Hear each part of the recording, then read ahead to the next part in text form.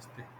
तर आज आपण बघू शकता की मार्केटमध्ये लोअर लेवल होता. ह्या लो नंतर हा हाय वाढलाय, त्यानंतर हा हाय वाढलाय. मार्केट ह्या ट्रेंड लाईनला रिस्पेक्ट करायची. त्याचा आज आत्ता ब्रेकआउट झाला. आता आपण ह्या रिटेस्टची वाट बघतोय. जोपर्यंत ही रिटेस्टला येत नाही तोपर्यंत आपण एंट्री घेणार नाही. आणि हे असं स्ट्रक्चर बघतोय आपण. रिटेस्टची वाट का बघतोय?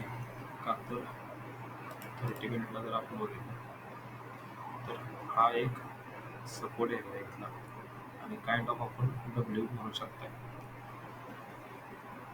आणि दुसरी गोष्ट म्हणजे इथं जर फिब लावते आपण तर 30 आणि 50% एरिया हा होऊ शकतो.